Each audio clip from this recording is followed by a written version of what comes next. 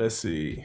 I really do think this is gonna be a great episode because we got two passionate people in the building, man. We got Killer Kev, y'all know her. You know what I'm saying, and we got the lovely Janiyah in the building. What's up, y'all? I'm back. With the H, everybody. And yeah, no Y in there. With an H. You know what I'm saying? But hey, we had already got to talking before the camera started rolling, and we was talking about this Sauce Walker. Ooh, saying that he could go bar for bar with J. Cole. Mm-hmm. And I, for one, goddammit, I believe it. I stamp what he said. So you say yes. Yes. And you say yes. I second that. And I say no. Oh, and I gotta let y'all know, she only heard one song from Sauce Walker. Yes, he went crazy, and then, so why are you saying no? I'm saying that according to the clip I just seen, he did go hard. The bars was crazy. He was really talking his stuff, and I like when people rap that kind of stuff. But it does take for me to listen or see more than one of your songs for me to compare you to somebody like J. Cole, who has had a consistent reign. I'm talking decade plus of just being a consistent bar. So maybe I just need more of Sauce Walker. So you didn't mean no as in N-O. You meant as in K-N-O-W. You don't know because you ain't heard enough of his stuff. You try to flip that and reverse it. Because you can't say no if you don't know. I will say that. I will say that I do need more from Sauce Walker. Like that. Like I heard this shit. Done, DeMarco. I need to be put on. That's it. I just need to be put on. Cannon. Listen, I've been listening to Sauce Walker since 2014. I ain't even know he's been out that long. I've been listening to bro for 10, 11 years. Like, so he has the body of work to be able to say that. If he was one of these new guys that just came out in the past 3-4 months and he said some shit like that, I'd say, hey, young buck, chill out. You know what I'm saying? Bide your time. And one day, you might be able to be in the realm of J. Cole. And by the realm, I mean, you might be able to go to North Carolina while he's there and be in the same state. But, like, what I'm saying, Sauce Walker, what I've seen him do, Sauce Walker is so, what's the word I'm looking for, bro? Multifaceted. What all he do? What you mean multifaceted? Explain that for me. So, Sauce Walker doesn't get the love and the admiration that he deserves because if you hear the wrong Sauce Walker song first, you're gonna assume that he's just like a gimmick rapper.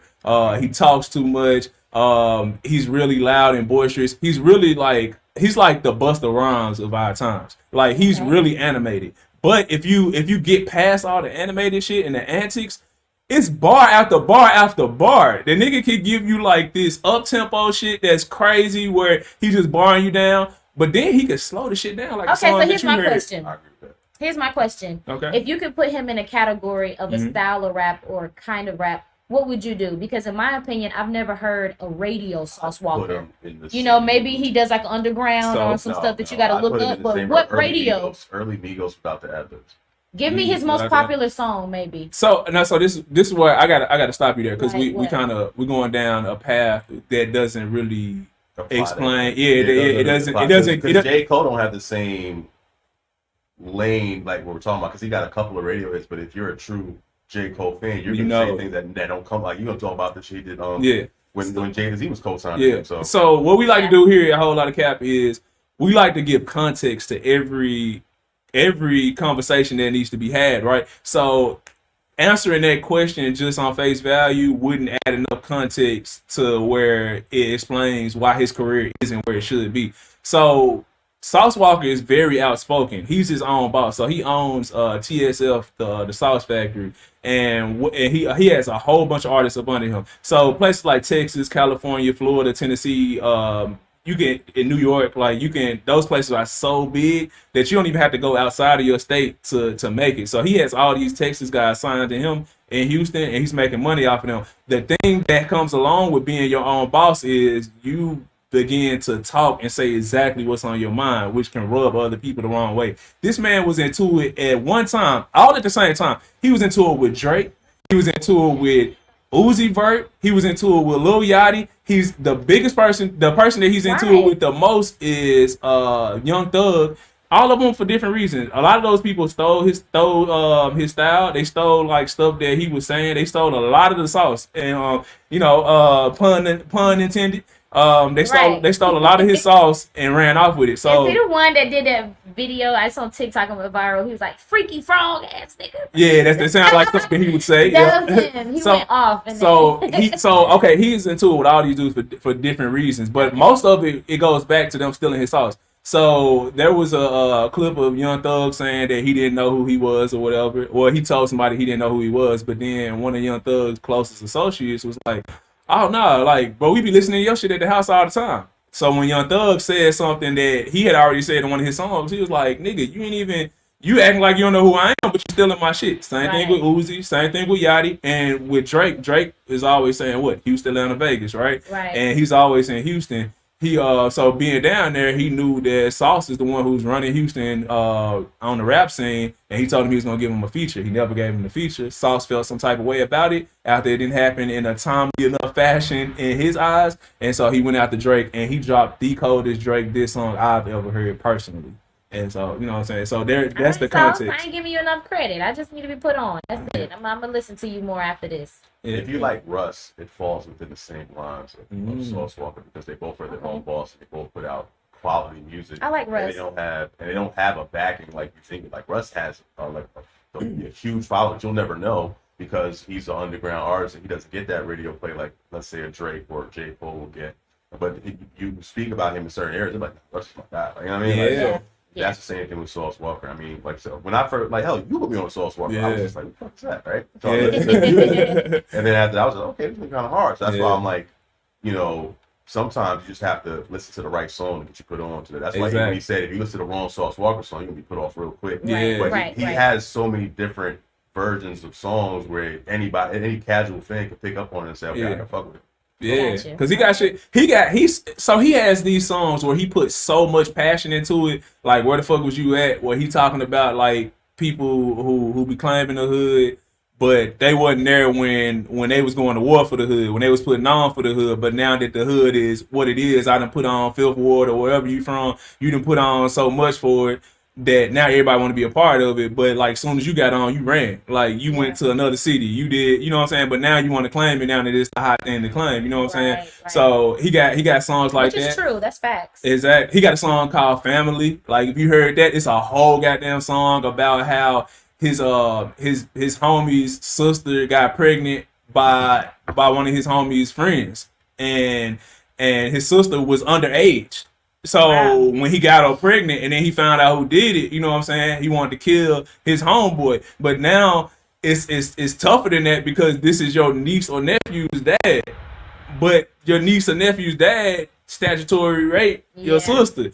So, you know what I'm saying? He got that type of shit, but then he got shit where it's just straight up pimping shit. Like, where cause like that's where he represent the pimp culture, you know what I'm saying? And then if you knew more about his career, that even makes sense. It makes more sense. Like, I'm gonna let me explain. Okay. For him, I don't believe in pimping and all that stuff. You know what I'm saying? Like, I think it's like it's not something to be respected. But I can understand how a guy like him would wind up in a lane like that.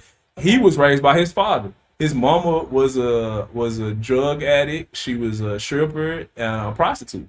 So she ran out on him. So him looking at it like, my mom never loved me. Like, women, like, this love between a man and a woman is fake. You know what I'm saying? Like, so I'm finna get some money up out of him. So it's like childhood trauma that led him to being who he is. You know what I'm saying? And like, is it right? I don't think so. But at the same time, who am I to judge this man? I think if it's consent, then you know what I'm saying? If both parties consent, because you do have a lot of women that have no issue with that sort of dynamic with, hey, I'm gonna go out, sex work, whatever the case may be, bring you back home the bread, we can split it or whatever the case may be. A lot of women kind of like the security of knowing that a man is still there, kind of with that boundary, with that forceful nature. But I personally don't agree, like you said, but I do feel like, hey, if it floats your boat, then hold on now. And speaking on how sex works,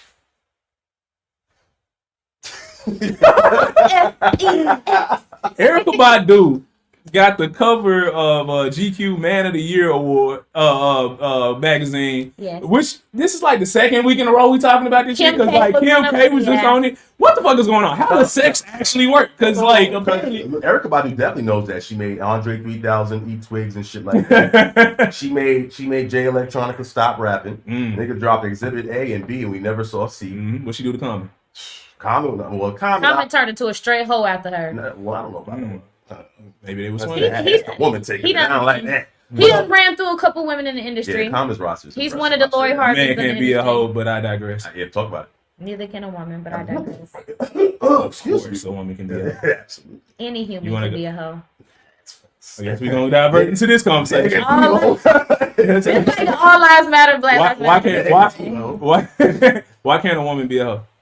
I think anybody can be. I was obviously saying that because you were saying, yeah. My true belief is anybody can have hoe tendencies. I don't feel like that's a woman thing or a man thing. Anybody can be loose in their sexual nature to where they do too damn much. I don't think that women is held to a certain standard or men should be held to a certain standard. And I personally don't even like to date men that think that just because they're a man that they have a certain special past when it comes to that subject, because anything you can do, I can do better. So just keep that in mind as a man. Like, yeah, you can do what you want to do, but unless you don't want a woman to match that type of energy, you need to be smart with your decisions on whether you want to hoe or not. So I'm glad you said that. Do you think that everything's 100%? No, right?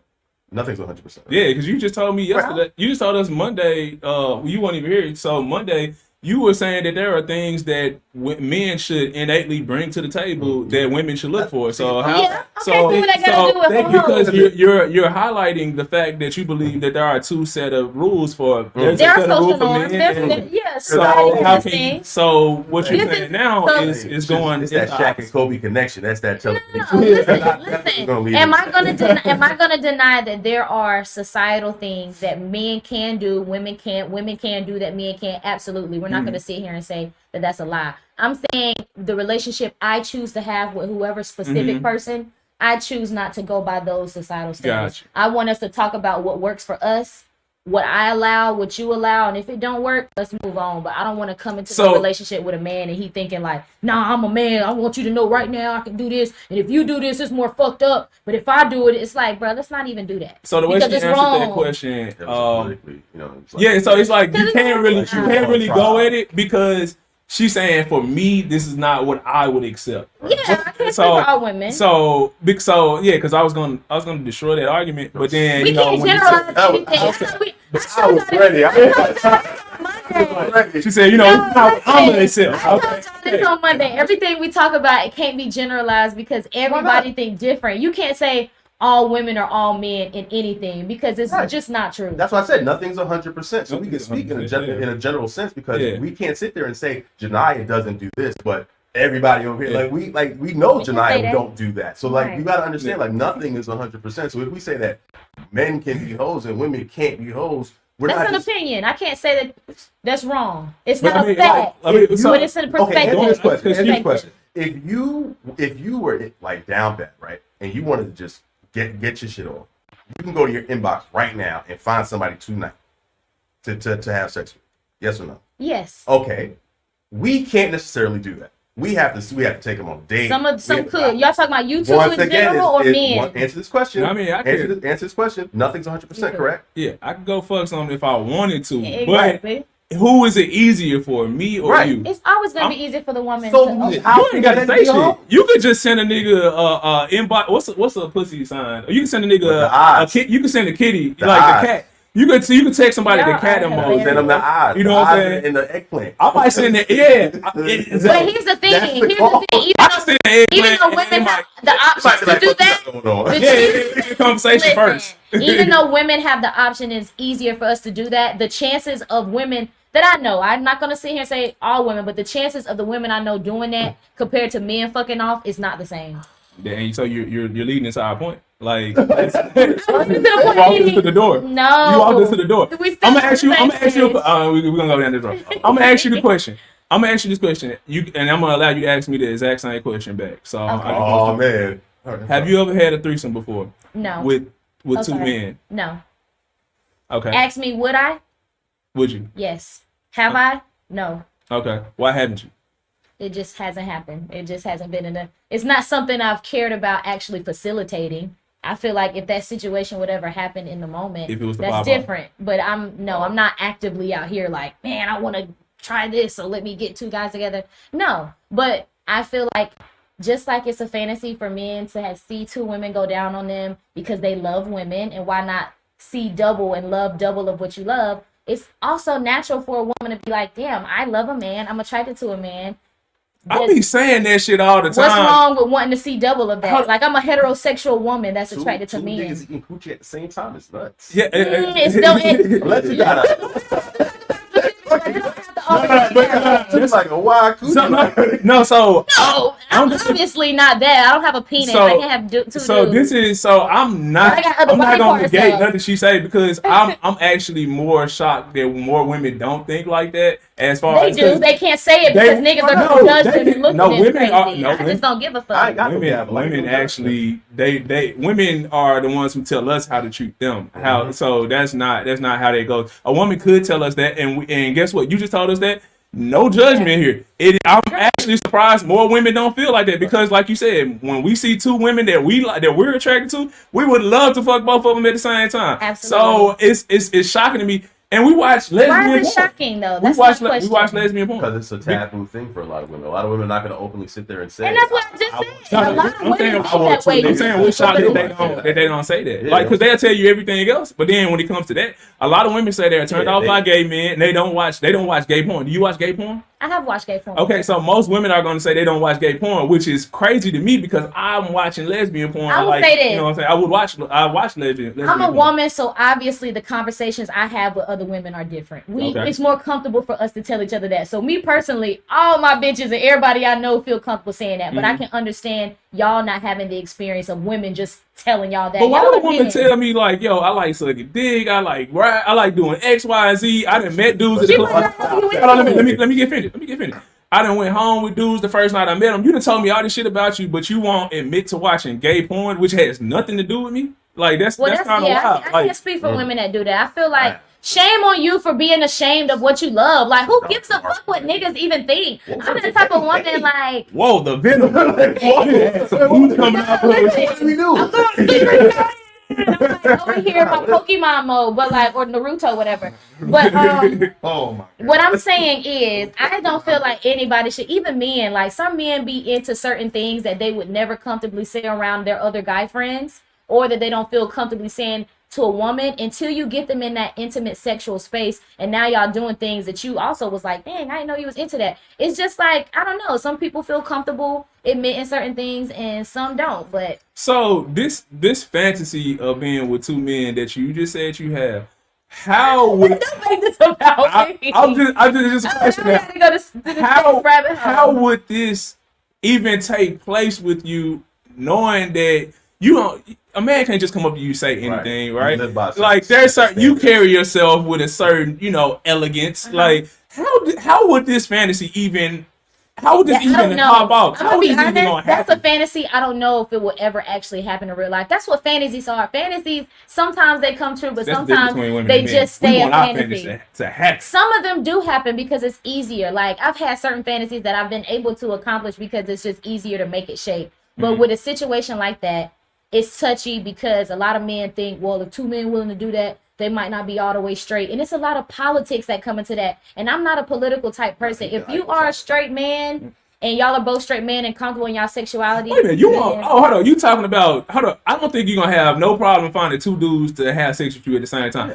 You're talking about, you're talking about a train situation. Let's wait a minute. Like, this ain't no. What are we talking about then? You want one of them? No. You need two gay dudes. Oh no. Because you want everybody to be. Can y'all let me answer the question?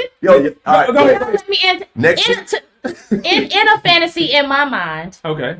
Not the world's mind, because everybody think they know how this shit go. Mm-hmm. In my mind, when I think of a fantasy, I think of both men pleasing me to the best ability they can. Meaning, if you're working on one body part, I'm working on licking the other. I'm doing this. It don't have to be nothing with them touching on each other. And I don't want it to be a situation where all y'all feel like y'all have to do is beat it next. There has to be some intimacy, some kissing. There needs to be some treat me like a fucking queen. And if y'all can't do that shit, that's what I think in my mind.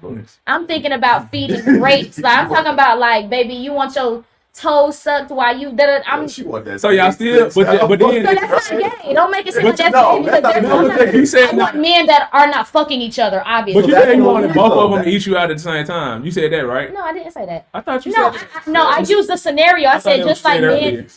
I thought you said no, not this time. I'm not saying I want the men to eat me not this time when you were talking. I thought earlier. Earlier when we first. Yeah, I thought you said that earlier when we were talking. No, this is what I'm saying. I compared it. I said just like men would be attracted to gay. women giving them head. First of all, I don't even know how that can happen. Be honest. You think they're gonna be fighting tongues to the clip? Like y'all use your heads for real. You can't even. There's videos of that shit happening. What are you talking about? That's complicated to me. I'm not. I feel like two niggas trying to eat me out at the same time is complicated. It's possible, but that's complicated. What do you consider a train? Meaning like there is no romance. Yeah, I've seen certain points where it's just like we fucking and we're just going. But you would be having sex with both of them though, like even like. I don't know. I don't even think I would want to do that. You just want two dudes licking on you.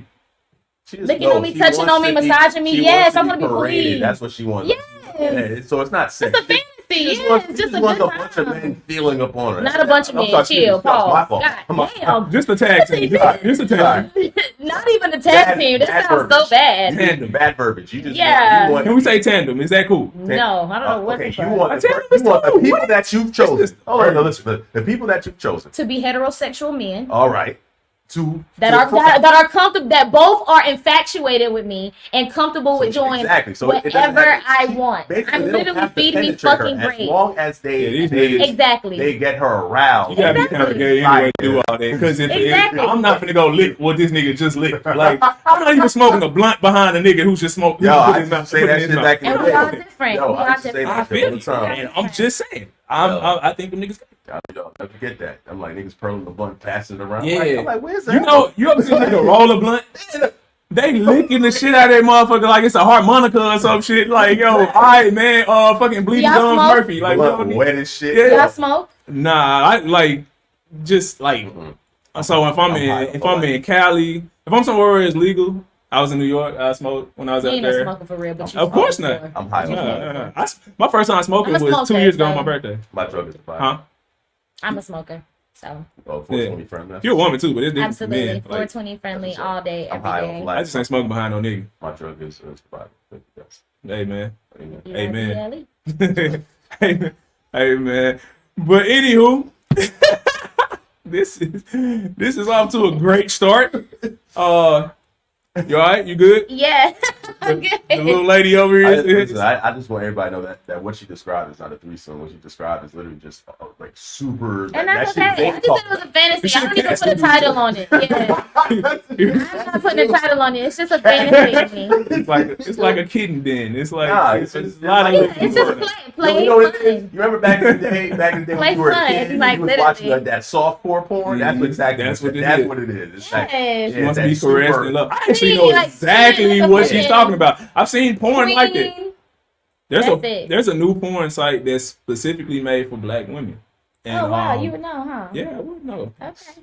It's you don't want to be judged, but you want to judge me every time. You sit there with judgmental eyes. What you saying? Because you know new porn. I ain't really feeling this. I didn't know that there was new porn. I mean, I know the OG porn, but the porn police, porn patrol, the porn president. Another porn. Yeah, you know.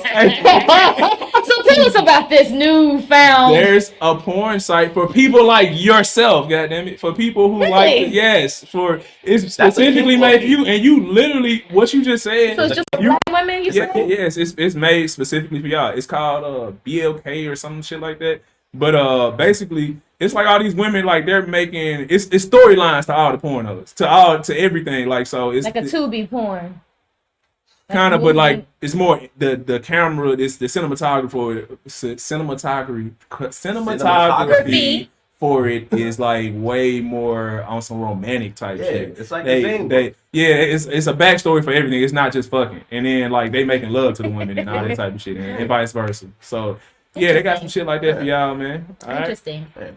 Actually, that's a king. Maybe I'll see one of my fantasies on there, and I can send them a video of exactly what it is, so they don't think that I'm out here talking about, you know, you'll watch it. You won't say it, but you'll watch it. I think you're lying. Man, speaking of hidden sexual partners, NBA player Josh Giddy has been accused. Yeah, that's right. Say the key word. Accused of fucking an underage girl. Mm-hmm. I was about to say woman. I was say girl. Girl. Yeah, Josh Giddy is being accused of having sexual relations with a minor, and he is still playing in NBA games as of today. As an Oklahoma City Thunder fan, let me get to the. I'm not capping. Listen, first of all, let me start off by saying this: if it's true, heinous crime, disgusting, nasty box. Right now, according to reports, right? Because like I said, as an Oklahoma City fan, I get the whole newsletter shit. Okay, but so. He didn't know the girl was young. First of all, let me tell you, right? He met her in the club. Exactly. Met her in a club that was crazy for 18-year-olds and up. She said she was 18. The Eagle, how old is he? Well, he's 21 now. He's 21 now, but I think when it happened, he was like 19. He was like 18. I'm thinking y'all, he was like 30. He was 18 going on 19. Yeah, he was 18 going on 19. So he met her in that club. Right? I heard that she was 17, and I heard that she was 15, and I heard that she was 16. Well, how old was she? So the girl at the time that she went to the club was 15. Okay, she lied. And he was 18. Right, she lied and told that man he was 18. When he found out she was underage, he stopped all contact and reported himself to the Thunder manager.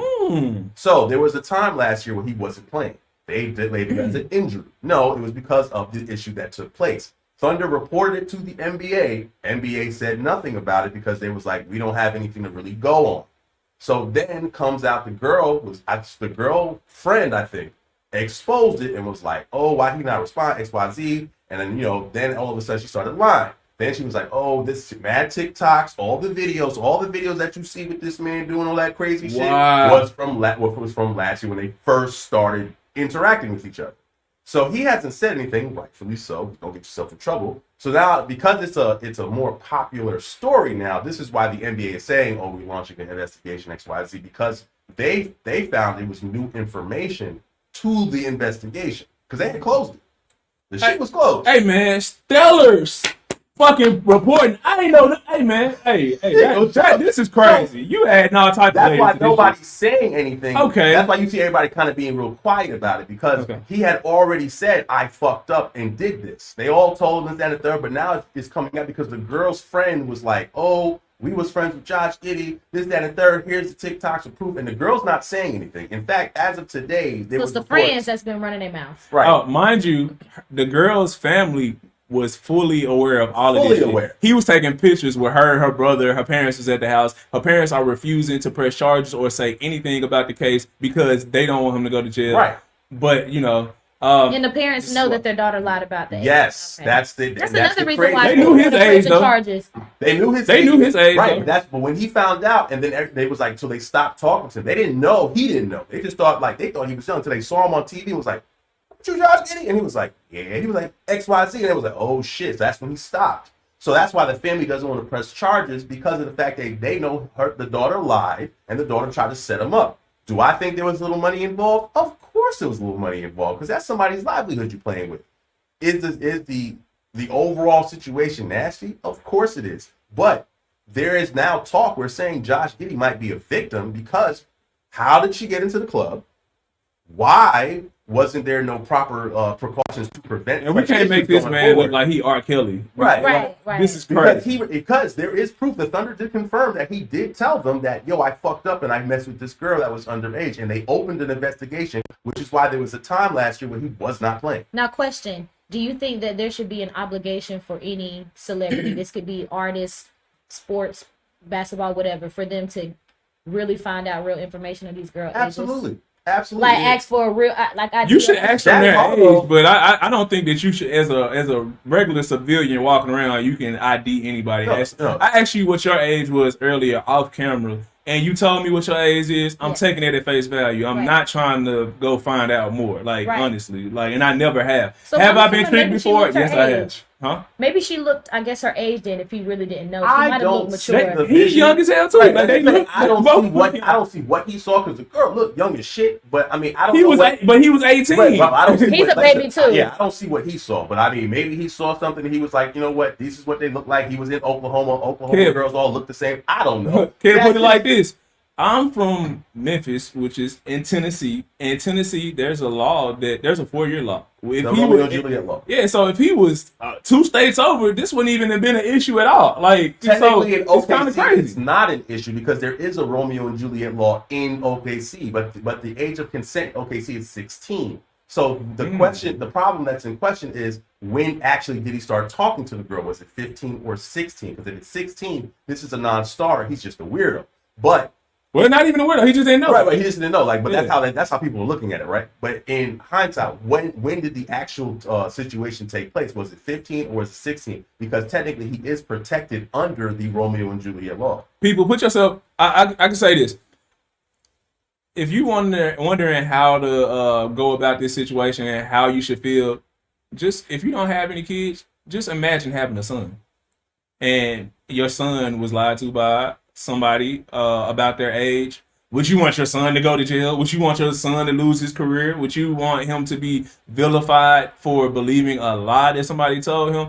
That club is probably... They need to be held accountable. That club is probably the one who's going to take the biggest fall in all of this. They're probably going to be shut down. Obviously, she used a fake ID, or sometimes, and I'm going to just be honest, a lot of clubs don't even ID certain women. Like, it's here in Atlanta, it's been times where, okay, I know I'm going to have to pull my card out, but sometimes it just be like, come on.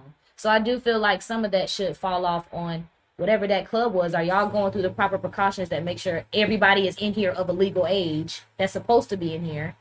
So I think this situation is on the girl. I don't think he should be faulted. Sure. That's why you don't see the people like killing him like that. I mean, you see the court of public opinion. Yeah, they killing him. You know, I listen. These memes is hilarious, right? Yeah, niggas gonna get their jokes off. But at the same point in time, nobody in Maine like even Stephen A. said. He said, "Listen, we don't have all the information. I'm not going to sit here and accuse this man of being." But they've done it. So this is why I'm not going to let people off. I'm not going to let Malika Andrews' ass off because she goes in. But that's what I'm saying. I'm about to go at her ass because. First of all, anytime somebody does anything, any black man does something in their league, bro, she on their ass, whether it's confirmed that they did something or not. She went at Ime Udoka, which morally cheating on your girl, on Nia Long with and fucking like the people in the front office, fucking like people that you work with, their wives and shit. Is that morally right? Fuck no. Did he do anything illegal? No, he didn't. So to go in on him and say that he should have lost his job because he had sex, that's wild as fuck. And you didn't have all the info on that shit either. But you spoke on that shit freely. Soon as something happens with a white person, Josh Giddy is a white basketball player. I'm not sure if you're aware of that. Okay, I didn't know and she hasn't said a goddamn word about this. And the woman is white. No, she's mixed and she only dates white dudes. And she goes in on black dudes all the time. ESPN did tell her to report on it, but the way she reported on it was very politically correct. She wasn't accusing, she wasn't accusatory, she wasn't defaming the man's character. She was just like, we don't know the information. Until we know the information, I'll have more to report about it. And everybody was kind of like, get the fuck out of here. Like, so it's usually how you talk. Right. Like, she's one of those women that is, you're guilty until you're proven innocent. And so to take the complete opposite approach when it comes to a white athlete is fucking crazy. It shows the bias that is still very apparent in sports, in any type of avenue, really. I mean, we see, and we was talking about it Monday when it comes to certain rappers in certain situations, how it's just like things are different. Even with the case that we were talking about, the police case where you're talking about the gun charge and how who is it, Shaka Zulu, and we were talking about different things like that. Like, I do think there's certain biases, for sure. A lot of people they try to figure out which cases they can make their name off of, what's gonna be the more juicy, salacious story, what's easiest to exploit. So Josh Giddy, a white NBA player who's from overseas, isn't the most famous guy ever. Like, you know what I'm saying? He could walk in here right now and you probably wouldn't know who he was. Yeah. So is this story juicy enough for me to jump on? Like, you know what I'm saying? Like, he's an up and coming. He's one of the top 20. He nice though. One of the top 25 young players. The nigga nice. You know what I'm saying? Like, he like that. He one of them saucy white boys. You know what I'm saying? So they squad is just okay. She got a nice young squad. But I don't like the way that she handled this situation, and specifically her, because of what I've seen her do to other men of color. You know what I'm saying? Like, you know what I'm saying? And you're a black woman, so you mixed. So like, I feel some type of way seeing her have no problem destroy black men all the time, but then when it comes to this white dude, it's like, oh, we're gonna give him every out. You know what I'm saying? Right. So so fans are accusing Malika Andrews of being like the biggest coon in sports because hey man, that's the coon shit for real though. That is. Sure. Yeah, man, it's crazy as hell. Anyway, so I think we talked about King the other day, right? Yes. And all this shit. Did you see, like, so King got into with T.I., his dad, and they were going back and forth, you know what I'm saying? Like, he calling his dad all type of niggas and shit. Like, I wasn't really feeling that. Me either. It was crazy. Okay. A lot of people are making this a race thing, and I don't think it's a race thing. So everybody is saying, oh, Tiny doesn't know how to raise kids because look at the other kids, they're well behaved because they were raised by black mothers. And I don't like that argument. Whoa, what? Wait, what? So all right. So there was another time. My fault. There was another conversation that was had where we looked at the holistic family, right? We looked at what is it? Donamian. If I say his name wrong, forgive me. Damani and shit. Damanian. So shit.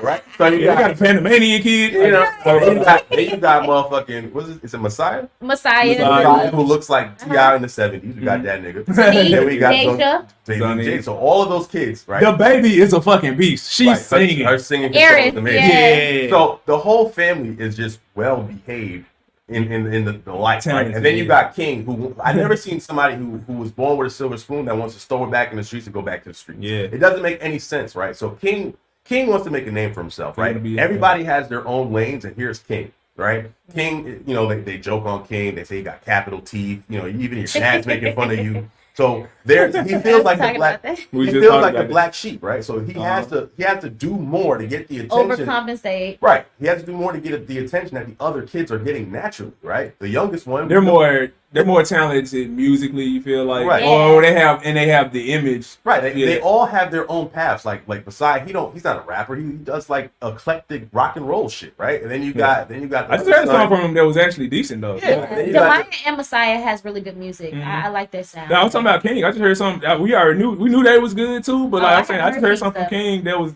decent. But King won't get the attention unless he does something that's out the way, which is why he does what he does. Like when he fought Old Boy because somebody said something crazy about his dad, right? Like he's the problem child, right? But you can't blame Tiny for being that because at the time Tiny was going around doing XYZ 1 2 3 because I think Zonique, I don't know if this girl's name, the daughter said, oh, they weren't there, right? So the grandmother raised us, or the help. I could believe that for Zonique though, like because she's older than them and she's like way older than them. Mm-hmm. So like during the time that she was born, her mom's career was taking off. Her dad, like, well, shoot, T.I. not even her dad. That's she's from another man. Yeah. But like her mom's career took off. She was dating T.I. like a couple years later. She was on the road a lot. T.I. was on the road a lot. So I can believe she was raised by her grandma. Which is why she said, like, I feel for King because King, there was a time where they were together when they were filming the show and stuff like that. They were together, but they weren't together the way that people think. So not all the time, every single day, Right. Yeah. So you can see King, like a lot of times King does something, he's trying to be his dad.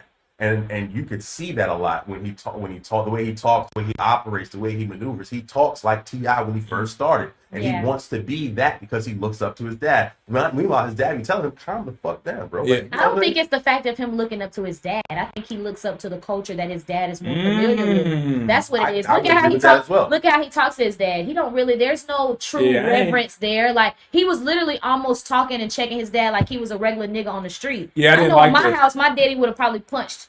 You know, my brother in his chest or something, but T.I. cultivated that culture with him and Tiny to say, listen, if you ever have a problem with me, you know, I'm still a man first. So you like talk to me, right? So I think he's taking that and literally did what he did, lost his mind, blacked out for a second, whatever. Because I mean, I can't talk to my dad like that. I wouldn't be here to have this conversation with you. Right. But I'm just saying, like, the fact that T.I. allowed it, but then now because he put him in the choke. Yeah, I was about to say they tried their best I'm kind of thinking this shit was all sedate it. This was fake. Now I'm because you know they got a booking tonight at 11:45. They got a booking tonight. They're hosting stuff now. Yeah, they just did a whole podcast literally that aired the next day, and they was sitting there laughing, joking, hugging, and shit. Because and then they had a conversation about it. Like, I mean, like I said, that dynamic of family may not be your dynamic of family. Like for instance, if you were to do that to your dad, your dad probably would have been talking for a little bit because your dad would have been like, "Don't you ever do some wild shit like that again." But he probably had a conversation like, "Listen, if you're mad, talk to me, right? I'm a man first. Don't do that to your mother. There's a time and a place for everything. Calm the fuck down, right?" And I guess he probably took it and he probably took accountability for it and was like, "You know what? Maybe I did spaz out. Maybe I did fuck up." And they hugged it out. And this is what, and like they realized that money got to get made because listen, nothing heals wounds fast like money. So right. You know, so I was about to say I don't think the encounter was fake. I think that was very true, very raw, and I feel like King was just in his emotions. But I do think that now, obviously, because of the popularity and attention they've got from the situation, that they're, you know, exploiting this situation, which I wouldn't blame them. Me and my daddy probably would be on tour right now partying for 5,000, 10,000. However, we probably be doing the same thing. But I do feel like, and I think I said this Monday, that you can physically have everything and still be very empty and feel like you were not catered to emotionally as a child. So I will say, even though I do think he's a silver spoon kid, he probably never had to worry about not having a toy, not doing this, whatever, he still probably felt inadequate emotionally, or maybe he didn't feel like that was nurtured emotionally, and that's the reason why he's acting out. But I really want King to know it's okay that you're not your dad. Yeah. It's okay that you're not the thug one, that you're not the one that really came from the trenches. Like, that doesn't make you less of a man. You can still be well respected out here, but people gonna look at you like you goofy if you trying to pop off and be angry to try to overcompensate. Like, you gonna lose respect like that. You good. Hey, that's hey, you making a great point, and let's switch gears right now and talk about another uncontrollable light-skinned nigga. Chris Brown was accused of being anti-Semitic recently, and you guys know how he responded? He said, "I'm not a Muslim. I'm not Jewish. I'm a Pyru." Right. Listen, that shit had nothing to do with nothing. Cause couldn't you be a Jewish Pyru or a Muslim Pyru? I'm kind of like, I don't know the stipulations to that. Like, technically a Jewish person be a critic because you know they got that blue. Wait, it was over my head. You know what I'm saying? I feel like you banging already. Is that bandana on? Hold on, hey man, nah. But what I'm saying is, when I heard Chris Brown say that, I said, "Nigga, I just found my new excuse for everything." Goddamn it! I also think crazy. I'm not working today. Don't wait till you're 35 to join the gang. Nah, he been in there for a while though. Nah, he's been in there for a while. You don't remember when Soulja Boy couldn't come to the hood no more? You don't remember you don't remember that? I remember that, but I didn't know it had anything to do with Chris Brown. Chris Brown was there before him. That was years ago. I'm saying, like, whenever he moved out to LA, he got down with the with the red side. You know what I'm saying? Mm-hmm. And which is kind of crazy because niggas be moving straight up backwards. There's so many niggas that move to LA and then become gangbangers. Nigga, you are from Tappahannock, Virginia. Why the fuck are you a blood? Like, nigga, you from like we always be saying New York to LA is like super far distance, but like fucking Virginia to New York, to LA is the exact same. Yeah, it's like fucking Miami to Seattle. That's what we gotta start saying. Miami to Seattle is like more adequate. Seattle's fun. I don't know if y'all ever been out there. But Seattle? Nah, I got that on my list of places I want to go though. Seattle was just cold and rainy, bro. A lot of Ethiopians out there. A lot of Asians too. Yeah. Oh yeah. I almost moved out there. A lot of Israelites as well. A lot of 15-year-olds. Stay away from no Josh Giddy. We sympathize with you, man. Yeah, but you know, we let you off this time. Next time, I have a question for you guys. Go ahead. And I guess it kind of relates to the Chris Brown thing. Would you guys, and I know it's probably not as common, but would you guys date a woman that told you, "I am gang affiliated, I am a blood, or I am a Crip, and I bang it, I represent it. That's where I come from, my family this, and I'm a part of that as well." And say you cared about her, say everything else was good, but she disclosed that information. Would you continue to? Is she an active member?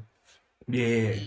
Is she an active member? Yes. Or does she just rep it? Is she from? That's the difference. Like, hold up, and I got a question to ask you. I'm say rap, active member, yes. Is she? So we live in Atlanta. So are you saying that this lady moved to Atlanta? She's from LA, like, and she just repping that shit here. So I'm saying I don't know where she's from. She could be from Atlanta. Who knows? Yeah, she could be from anywhere, whatever. I'm good. Gangs everywhere. But I'm saying if she told you like, hey, I done hit a few licks and I done been on a. You know, fuck no, because you can lie. You can be trying to lie me. I think as a man, that would be fearful for me because a woman, I do feel for men in the sense of what's that cold? Like, women. Yeah, so I'm calling the us because as soon as I do something wrong, you getting your boys, and like I'm just a drive by. Right, man. So I don't know what you heard, but men are way weaker emotionally than women. Like when it comes to like, once a nigga is in love, like we in love and we overlook shit.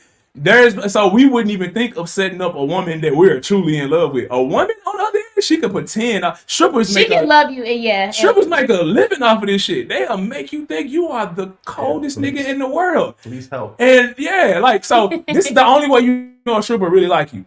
I done had strippers take my phone and text themselves, and then like, yo, I'm gonna hit you up when I get off, and then they actually hit you up when they get off. They really fuck with you. Yeah, don't ever listen.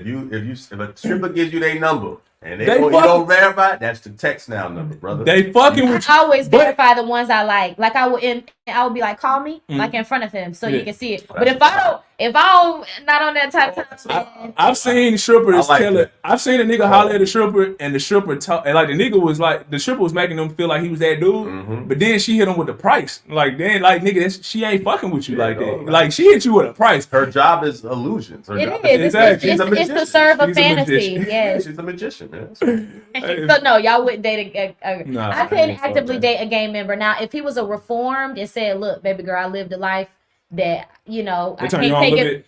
No, it wouldn't turn me off my own. It wouldn't turn me off my own. Be real.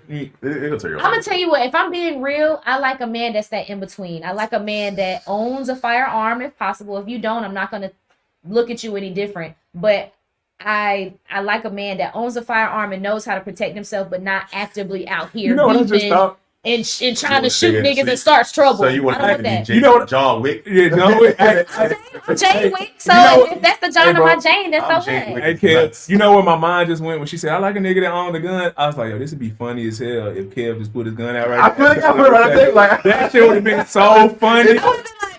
It's in the car. I'd be like, hey, I don't want to see you guys in the car. We different. We different type time. That's okay. But no, I'm bringing it up here for? You don't need it. It's on here? It is. Shit. It's on? It is. What is it? Deuce? No. What is it? 380. It's an us. Golly. I'm not going to disclose what it is, but it is absolutely in this room with me. It's in every room that I take them in. It's no shade to nobody. What color? I just hope that it's secure. What color? It is secure. You would have never even known it was on me if I didn't tell you. Now I'm thinking because it's black and it got silver on it. Don't test me like I don't know. I'm a concealed carry. I know what I'm talking about. Is it one in the chamber? You gotta think about it. It is. It always is. Yes. As a woman, as a woman, and somebody come up to me, I don't have time to be like, oh, goodness. I prefer guns without safety. 1 second, sir. Hold on, please. If you want me to charge my shit up, take it off safety, and I prefer not to ever need to use it in a defensive manner. But do I like to go to the gun range and shoot off sometimes? Yeah, I think that's cool. But I hope to never have to use it. God, please don't let me have to use it on one of these niggas. I hope to do that. Indoor joints or outdoor joints? Indoor, but I've been outdoor too. But I like the indoor. Outdoor. Only time I did outdoors for the concealed carry class, but I prefer not to. Yeah. Wow. Hey man. You got hollow tips in this shit? What? You got hollow tips in it? That's the only kind. Hey man. This if I'm gonna put you down, you gonna be down. We're gonna have to cut the camera, bro. Why you don't make this about me? This is very different. Women, if you feel like it's necessary, please educate yourself on gun safety. I feel like mace is not enough because at the end of the day, I don't ever have to physically touch a man in a situation like that. Okay. I forgot with the pause crew. It's like, hold up. But whenever you think about other weapons, 9 times out of 10, it's the contact weapons to where they have to be close to you. By that time, a nigga can steal off on you or, spray something on you. So it's like, to me, if I see a threat and it's a good distance away, I'm going to try my best to stop it from us having to be. Okay, so Kev just said that we talk different today. You said that, right? Yeah, for sure. Let's go ahead. So speaking of talking different, Young Thug was just recorded in the courtroom saying that the Thug in Young Thug stands for truly humbled under God. Hey. And lawyer putting in overtime. He doing big one. And I'm telling y'all, he's telling the truth because nothing will humble you more than, being in a jail cell, laying on your aluminum bunk bed while your cellmate takes, drops a couple turds right next to your head. Like, you will be truly humbled in that situation. Don't forget, man, Pushing P was pushing positivity. Hey, that's what I heard. And then not only that, they said that the slime reference came from his idol, who was Lil Wayne, and he just adored Lil Wayne. That's where slime comes from. There is no gang affiliation with that. It's just terminology in the rap. Whatever happens in this case, that lawyer is set for life. Because I don't know what made him think that, but that is genius. If the prosecution gonna lie, let's lie together. Let's fucking lie. We're gonna have a lie. But I will say this: one thing I love about this case, is that when it comes to music, you can kind of play around, even though you can play around. Music is abstract, so in certain cases, you can't say that he's wrong. So I love it that they kind of, are playing with the. With some of these things, because at the end of the day, that could be true. I'm like, oh shit. Yeah, I mean, Slack is saving lives after trauma. I see that shit.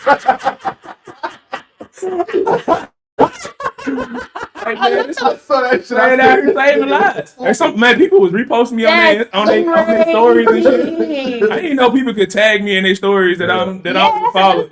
That's easy. Yeah, hold on. Let me see. Where's this shit at? Not saving lives after trauma. I didn't hear that one. Lives after traumatic experiences. So now we just abbreviating everything and making acronyms for every single game. I love it. Thug it out, man. I'll tell you, if I'm one of the jurors, I'm like, yo, nah, that's holy shit, that's bro. What I was telling you. That's tonight. Nigga. That's tonight. That's crazy. T.I. and King will be at a club 11:45 tonight. That's Wednesday R&B nights. Yeah, that's crazy, man. You ain't gonna see shit but teeth when you walk in that motherfucker. Teeth and dreads. Crazy. That nigga sneeze, he take his whole lip off.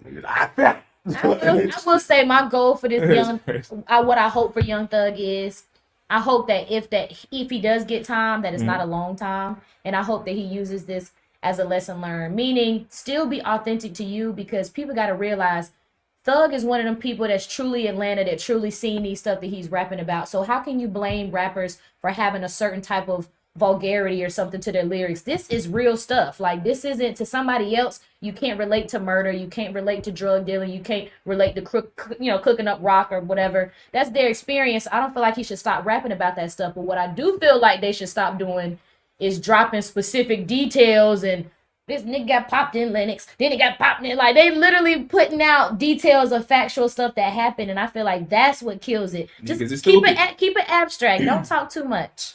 So would you still be saying that he should get, like, so you're saying that you said that you don't think he should get a long time, you don't want him to get a long time, but if he actually killed people and was shooting at people, why shouldn't he get the maximum extent of the law? Because he makes good music.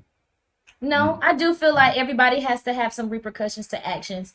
I just hope that he not put up for a long time. Only because, not because I'm a fan, but only because I know that a lot of people have gotten to successful rap careers or singing careers because of YSL and because of the investments he's made. And it's like, really, that whole empire is going to crumble. It's not just him. Everybody in that YSL, everybody is going to have to reap repercussions. Even people who never did the gang stuff. Like, I don't know if y'all watch Impact BET ATL, but Carlay, who was one of his ex-girlfriends that a lot of people know, she was saying on that, like, even her being a YSL affiliate, never touched or did anything that gangbanging stuff, but because of it, now she struggles with her career and her label situation because it's YSL, because it's under a microscope now. So everybody's getting screwed over because of this one thing. I hope it's something that people can find peace in, but hey. But I mean, even though he's able to change people's lives, I'm a big Young Thug fan. But even though he's changed people's lives, the through signing them, and like, does that negate the bad that he did if he did it? No, that's you know what I'm saying. If he so did like, it, you gotta shouldn't he get the same amount of time that everybody would have got? Like, because if you would go down there for doing the exact same shit, you getting time, bro. Yeah, you'd be in there. And remember that when you heard YSL, niggas would be like, "Nah, I'm good, bro." Like they were scared. Like they were legit scared of. Yeah, they was running this shit. They were menaces. Like you would, you hear that thing, and everybody would be like, "Nah, I'm not fucking with that." This is the case where everybody low key want to say under that breath, like, we did that shit. Like everybody, that's one of them like 50 Cent moments where everybody is like, look, we all. Everybody in the A. But like, we still, you still just want it the blow to not be as hard as. Pause. I forgot. I can't say nuts, balls, nothing crazy. Nothing. But anyway, said that with gusto too, man. That came out. Dudes can only pause other dudes. This is true. Yeah, don't pause me. Yes, ma'am. Because it makes sense for me to say what I'm saying now. Ain't no type of. This is true. She got the tool. Yeah, you care, but you got the tool. Man. Shut up. Hey man, speaking of pause and shit, man, Victoria Monet was informed by what was it, the BMAs, that she was just not at that point in her career to be performing just yet. What the fuck? I low-key agree with it. But Victoria Monet been out for years. She got like cold shit. She just finally had her big. She just finally had a big hit. She had her big commercial global hit with Mama. Yes. But can we honestly say that her stuff before, a lot of people heard of it, yes. Oh, yeah. But it wasn't on the same scale as On My Mama. So I feel like now that she came out with that, I definitely think that she needs to be on an award show, performing, whatever. But I can understand before On My Mama how they felt like, man, let's get somebody else that might have had. Was Lil Pump like performing at one point at all this shit? But I'm saying after his first hit, they didn't make him wait till he had 3 and 4 songs. Like he only had like one mega hit. So the problem with Victoria Monet is that her audience is a niche audience because she's a neo-soul eclectic thing. That's like, not as big of an her artist. biggest song before that was "Touch Me." Well, this song right here doesn't fall in that Moment. Excuse me, Moment was her biggest song before this, that, and then Touch. I'm surprised that this song did what he did because this is the most narcissistic song. This is the biggest narcissistic song I've ever heard in my life. So you saying you like it or you don't like it? No, I like the song, but I was listening to the lyrics the other day and it was like, yo, what the fuck? Like it was no substance on that song. It was just all, I look better than you. I could fuck your mate. I could, they gonna clip this shit, so I ain't want them to. Yeah, but shit, I can fuck your mate. I could take this person. I can have all my bills paid if I want to. I look good. You know what I'm saying? Everybody, y'all might look good, but y'all don't look as good as this. I think she literally said that shit on there. Like, you know what I'm saying? So it's like, but that's the overall attitude of the culture now, especially with women. Everybody wants that conceited. Like even JT, her No Bar song. That was a whole narcissistic type of vibe too. I'm better than you. My lips look better than you. I'm a bad bitch. You don't. So it's just like, to me, a lot of the women right now, and I was talking about that Double XL freestyle with Lotto and them that just dropped yesterday. Yeah, all of them, Flo Milli, Manello, Lotto, all of them ate. I ain't gonna lie, they ate in their own separate ways. Who? Mila J? No. What you know about Mila J? Janae's sister, yeah. But no. She been out for years too. Like years. She that's her big sister. I got a couple of Serato. I met her once. She was she did a appearance in Memphis and I always really liked her after that because I already liked her. I had to hear some of her songs right now because I got a few that's like on playlist. But she was performing. Rick Ross was at the club that night. He came out then, or she came out before him. So when she came out or whatever, niggas was like, Mila! And mind you, she was never really that big of an artist, but like they were showing her so much love, and like I think she from like Oakland or something or LA, she from the West Coast. She from the West Coast. She from the trenches though. So like when she was in Memphis and they was all the hood niggas were giving her love and shit.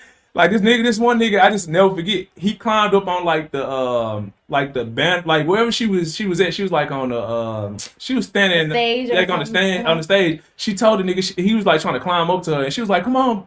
And like he went over there and she gave him a hug or whatever, and I thought that was just dope as fuck because it was like I love humble artists like that. Yeah. Because usually people ain't really trying to hurt you; they really just are big fans. Yeah, he just wanted to show us some love. Yeah. I got a question. Do you think that Sexy Red is a CIA operative that came to... Shut the... Hold on. Listen, let me cook a little bit. Go ahead. That came to the music scene to basically perpetuate black stereotypes.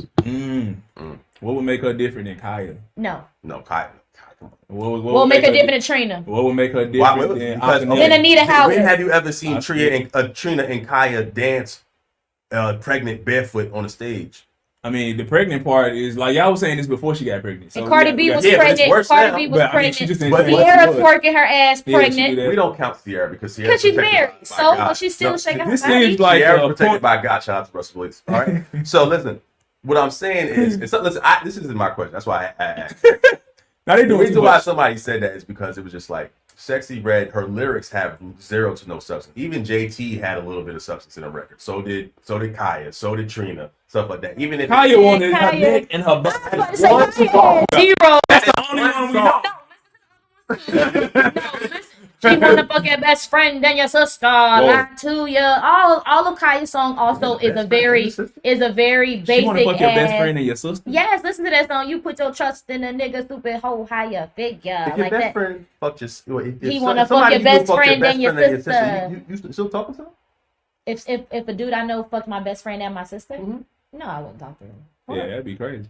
But what I'm saying is, homie, and he just fucked your I best think friend. that tweet you were talking about. No, friends. Oh, I think friends is different. You still be friends with somebody fuck your best friend and your sister. has like your homeboy fuck your best friend and your sister. Oh yeah, if my homeboy, we ain't on that type of time. Then hey, you gotta float your boat. That's different, but dating like it's crazy. But no, somebody I'm interested in. I've also been, had a little sexual relationship with. Hell no, you got to be kicked to the curb.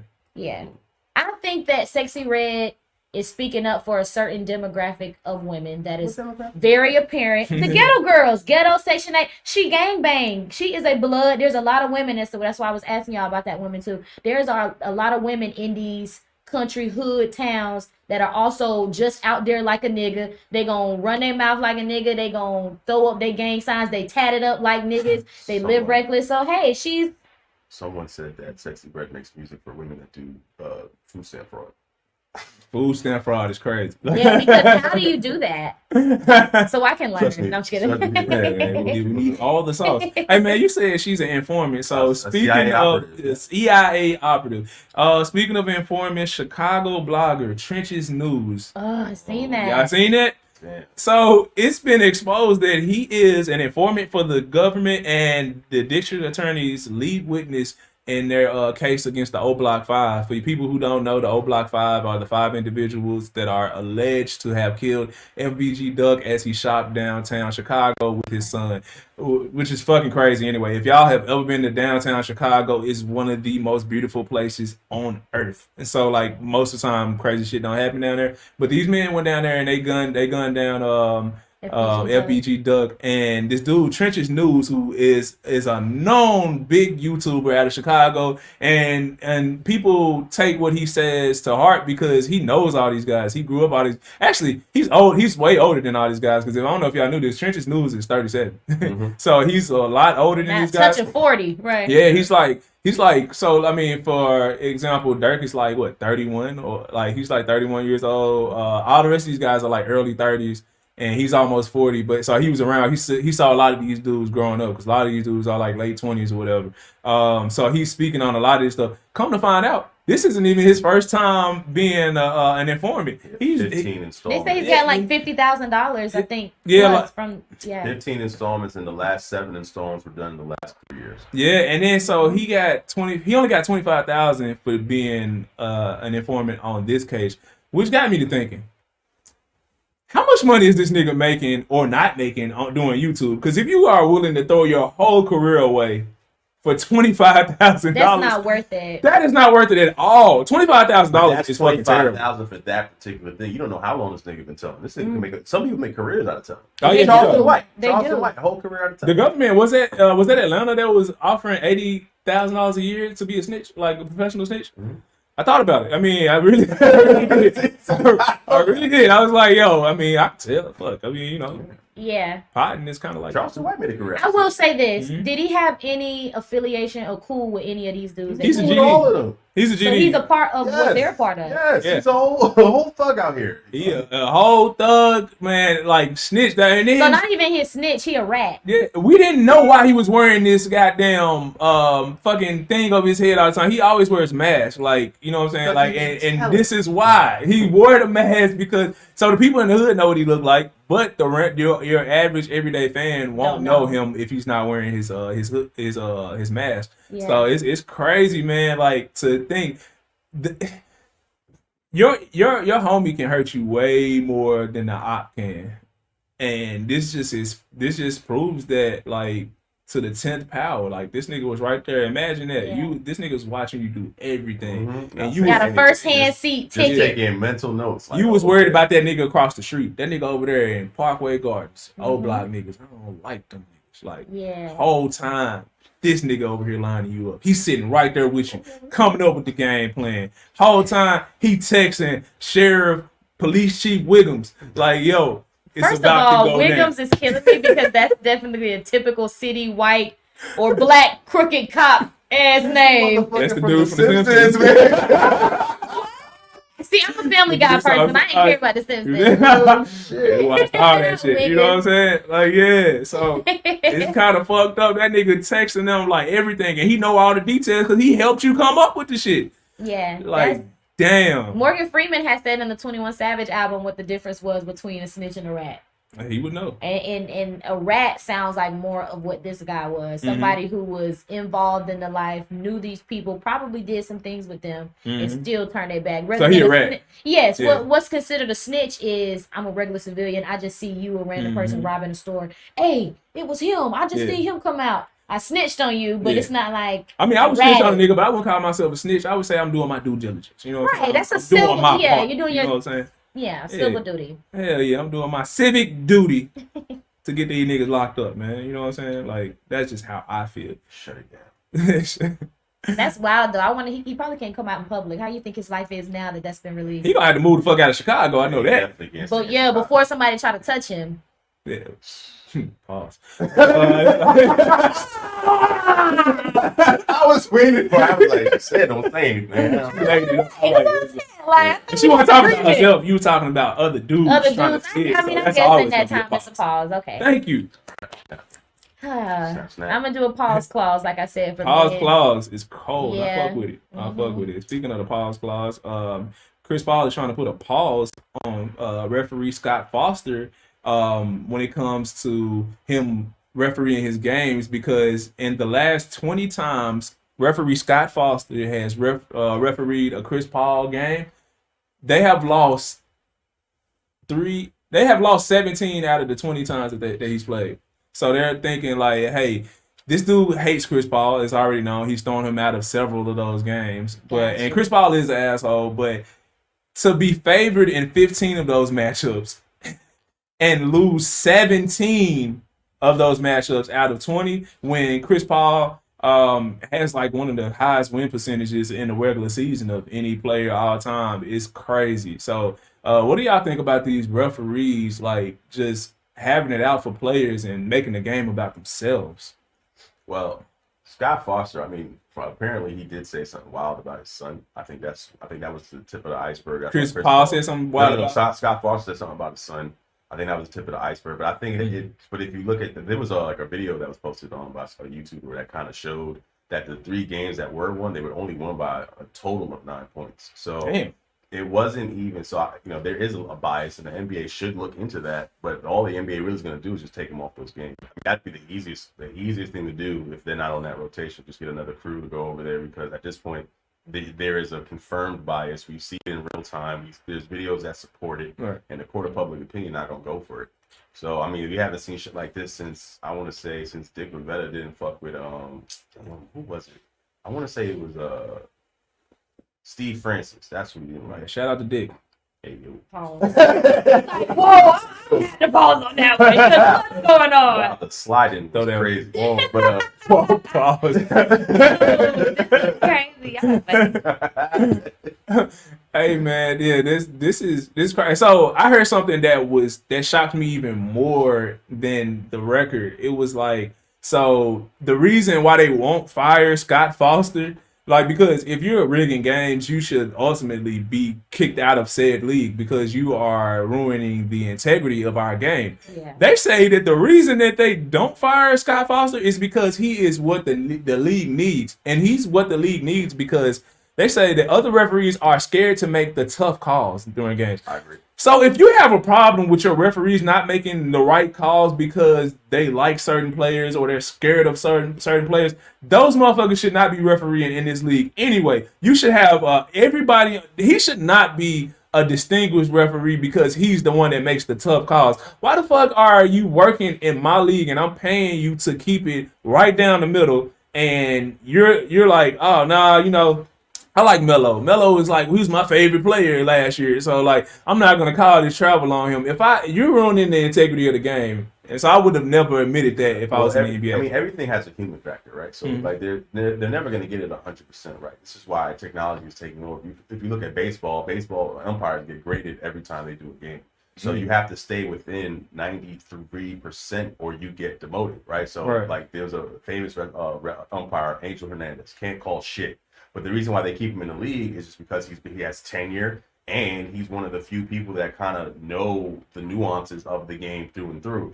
So I understand why the NBA would say something like that. Like, you know, he's there with me because, you know, they see a LeBron, they see a Kevin Durant, a Doncic, and they get starstruck.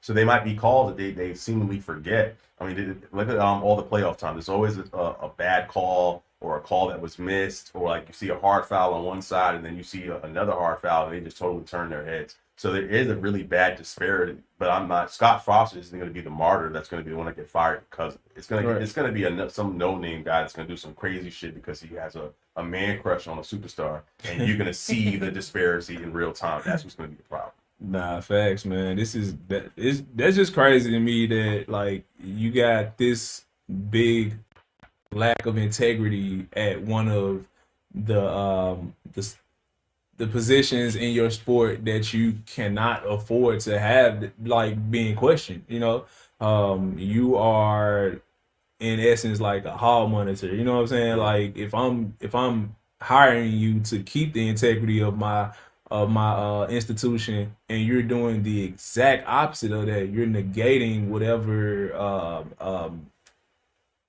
good standing that I'm trying to have with the public, that like everything is on the up and up. So I'm not feeling that. And another thing I'm not feeling is I went to the CMG concert the other night. They were in town. You had Yo Gotti bring all the boys out. You had Moneybag Yo, you had Glorilla. I said boys and then I said Glorilla. I'm sorry.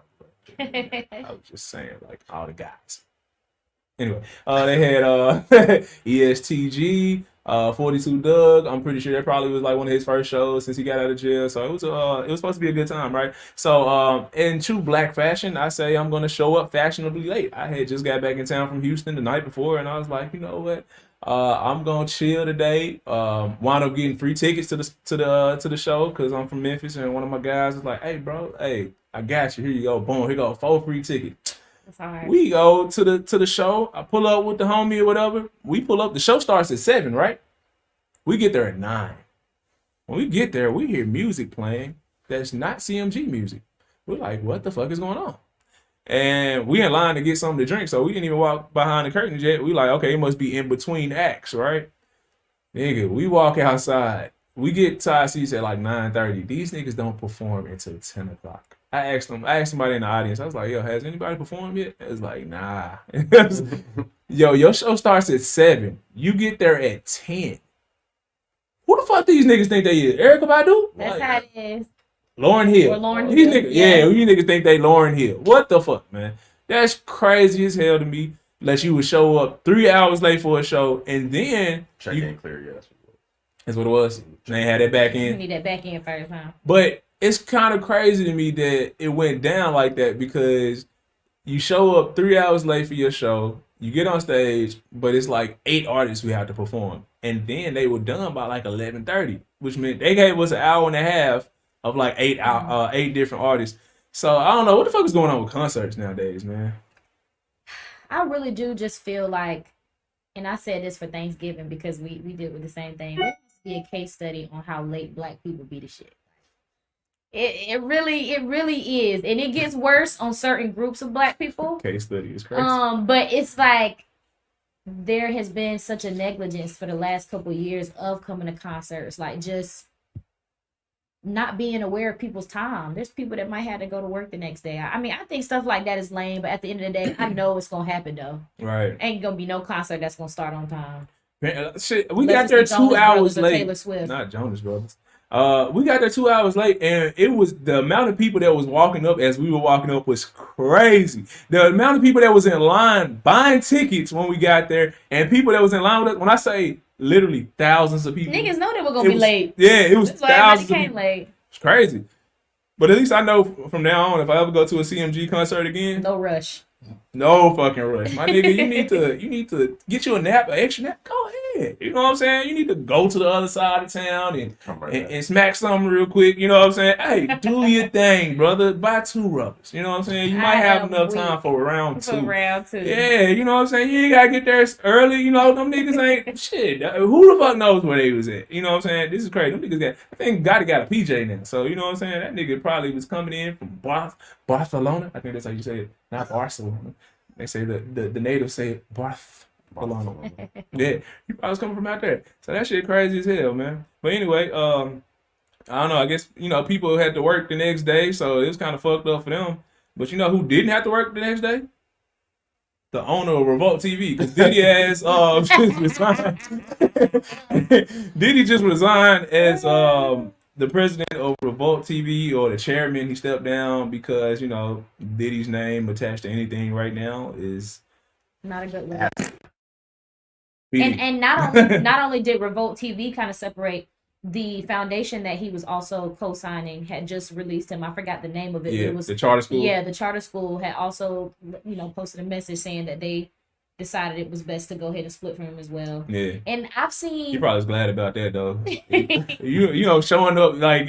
Yeah. Can you imagine having to show up to this goddamn elementary school and act like you're just so excited about these little rich kids getting the best education ever? Like, that gotta get... I'm sure it was, obviously a little bit more benefits than that, but it's interesting. I seen half of people that are like, yo, that's messed up. Like, now that's crazy. Look what they doing to a black man. Like, Then I've seen some people that's like, yo, y'all, he did that shit. So why are y'all upset and surprised that this is happening? And I am personally on that side. I feel like obviously it's not good seeing somebody lose different things, but once you hear about all the allegations and what that nigga was doing, you like, bro, if that's true, like, I understand people like not wanting to have your name attached to them right now. It's not a good look. And I wouldn't be surprised if Ciroc or DeLeon, I don't know how much of a hand he has as far as the power, but I wouldn't be surprised if soon there might be a separation with that. Oh shit, that already happened. He was he had already stepped down from Ciroc, and he was starting his new liquor company. Well, he was the face of his new liquor company, and they already did away with that like last week. So yeah, everything is like slowly crumbling. It is unfortunate, and it does seem like all of it, not all, but it seems like I can't really name too many black people, too many older black men who are in power whose name didn't get smutted out as soon as they hit a certain age or a certain level of success. What black man is untarnished? I mean, even we just found out the other day that Michael B. Jordan can't fuck, and that's crazy. What? Like, I didn't hear that. You didn't hear that? Like, it's like everybody is getting like to whose standard? To whose standard? They asked one of his ex-girlfriends, and she was taking a lie detector test at the time. They asked her. Okay. So it was kind of fucked up. So like, maybe it was her. Maybe, As I say, you might that with that situation, unless it was a group of women or people all are saying like, yo, yeah, you can't believe what one thing say. But I will say this. This is true. P. Diddy, R. Kelly, Bill Cosby, Russell Simmons, Mm-hmm. yes. Those are just the names of a few of our very successful men in our culture. Adams. Yes. Who have Jamie Foxx. recently been accused of all this stuff. And I'm just gonna say this. There's an expiration date to any mess that you do. Like, yes, you've been able to do this since the 80s, 90s, cool. And maybe people are surprised that, oh, why now? But I'm telling you, we will all see our day where it's just like, bro, you can't keep doing that no more. Like, the world is going to know. You're going to be held accountable. You reap what you sow. And I feel like this is just their season to where it's like everything has come out. You can't hide it no more. Well, I mean, this isn't like all this shit is like from the past though. These are like these aren't new allegations. But I'm saying like to the point where they still got caught. Well, I think to the point where they're now being punished, or now that they're in the headlines more than normal, is just I don't know. Social media I'm also, just I feel saying. like it's done things. This shit, TikTok, everything. They would have never. All this shit they doing to Diddy and Russell Simmons and Jamie Foxx. They never did that shit to Bill Nye the Science Guy. Like that nigga is just walking around living his best life. They let all the white people get old and retire. Bill Nye know some stuff too. We don't know. We would never know. You know what I'm saying? No, you were just throwing his name. Yeah, I'm just throwing it out there. Like we never know. It's just saying like there's a lot of white people who never got accused of nothing. But even let's go back to the 60s. Martin Luther King was killed in what 1969 or 1968, and the FBI released recordings of him having orgies with women, like smashing like several different women. Why did that have to be out there? Is anybody surprised that a man like pussy? Like, I'm sorry to tell y'all at home, like any man that you can think of, he probably like fucking. Like, yeah. So that didn't even have to be out there like that, but it was done for what? To tarnish his image, his legacy. But I will say this: it's wrong for people to do that. But if you wouldn't have done it, they wouldn't have had the ammunition to even do that to you. Well, they shouldn't have been. As a married man, they violated that infidelity. They violated his rights though. Like they had his phone tapped. Why was he cheating? They had his phone bugged. Like them people that released it, they probably cheating too. Like what are we talking about? That's true, but so, like, just because somebody else is doing it, don't mean that you can't. He doing it. So why are they talking about me? So you still did it. You go do something wrong today. That gives somebody the right to bug your phone and then release your information. Listen, let's answer that question. Answer that question. It's wrong for them to do that, and I just said that. No, what I'm saying is, if somebody caught me stealing on camera, gotcha, and they recorded it and they outed it, it was wrong for them to out me. They shouldn't have done that. But I also was committing a crime. You're talking about a crime that had a victim. We're talking about a victimless crime. No. I'm talking about if I stole something. That's not a victim. That is a victim. Whoever you stole it from, they're the victim. Like at a candy bar? Like yes, there's a victim for all of that. Well, in this situation, as a married man, there was a standard that we don't know what he was definitely married to Coretta Scott King. Let me finish. You don't know what type of understanding he had with his wife. Right. People cannot be out here trying to assume they know what's going on between the married man and the married woman. There's plenty of people that got understandings between their mates. That's true, but I guarantee, in my personal opinion, yes, it was wrong for them to out him, but at the end of the day, you are a bishop. He was not just a married man and not just a people that was fighting this silver thing. You were also a person of the pulpit. I don't care what you say. There is high standard for that. I'm sorry that people look at you that way, but that's what comes to it whenever you are in positions like that. So at the end of the day, I feel like it's more than just him being a married man. Like certain stuff just you should not do. And if it come out that you did it, shame on whoever come out, but bro, you should have been doing it. But we was talking about like too. I think I was starting off like, I'm not saying that none of these people, I'm not saying they didn't do whatever they were accused of. I'm saying like it seems like there is a target put on successful black men's backs. Like, and it's been going on for years. Donald Trump just got hit with some stuff. Oh my God. Jim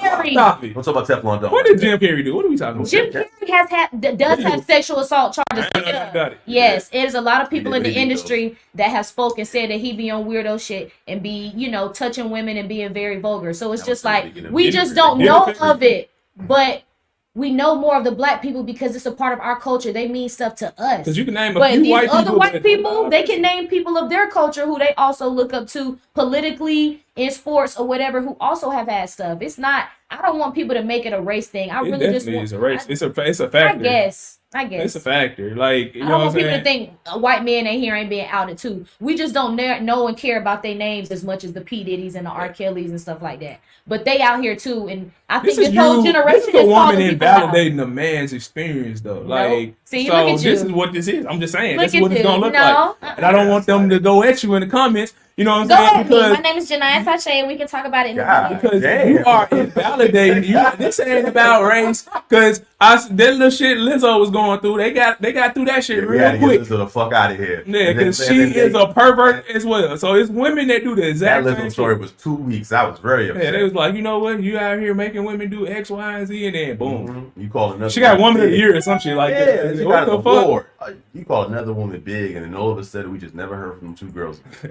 They did not like that. That's what I'm saying. It's not just a race thing, because they could have put the black girl, for her being a black woman, she could have really been down through there more than she was. Yeah, people was talking crap about her, but you got to say that she got away with a lot of shit in that situation to where she was a little bit off the hook, in my opinion. Who? Lizzo. Now she definitely got off the hook. We saying why? Yeah, those was. I don't know why, but y'all are making it seem like, to me, and that proves my point of, if it was a black thing, Lizzo, they would have put her ass. But she's a woman. They're not trying to make out defend murder. So why would they not defend Lizzo? Yeah, women would definitely defend a female murderer. We've literally argued with women online, like, well, he shouldn't have did it. I just don't want the mass public thinking that white niggas ain't out here getting got too. Everybody that's been percentage wise, they get caught out now. There's a lower percentage of white men being accused of this shit than there is black men. And that's just a fact. Call out all predators: white, black, purple, blue, green, purple, red. First of all, if you see a purple nigga, call the ambulance, because he probably had something lodged in his throat.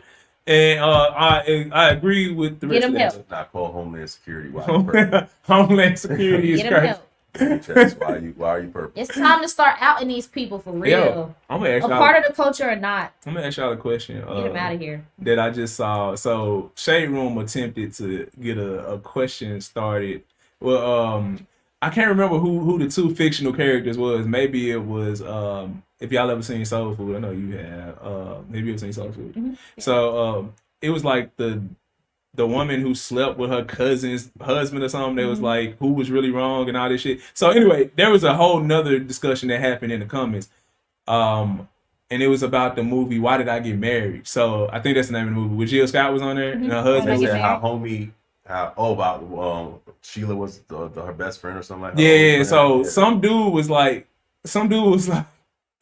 yo, actually, I can't remember the two characters' names, but they was basically saying that Jill Scott's husband wasn't wrong because she let herself go. Like, he wasn't wrong to cheat on her. Or like with her best, and then somebody was like, with her best friend. Let me tell you why this cooks a little bit, right? Yeah. When you get married, because I'm gonna play devil's advocate. When you get married, you do your vows state for sickness, through better or worse, basically through up and down. So I got to be through skinny or big. That's not one of them. So not one of them. So happiness is not part of it, right? And a lot of people get that confused, like when they say, "Oh, I left because I was unhappy." That's not anything. That's not a reason. It's not a reason to leave, right? So if he was unhappy, there was a way to attack that. To kind of figure out exactly what can we go from here. If she flat out was like, "Oh, I look fine," and XYZ, then I understand his position for cheating. But if you never had the conversation, you just saw her let go, and then you just he was kind of gaslit her a little bit. That's what he did. He was telling her ass like, "Yo, you need to lose weight." Like, right? Go to the gym today, and she, "Oh no, I had to cook and I did blah blah blah." Then that happened in the movie. Yeah.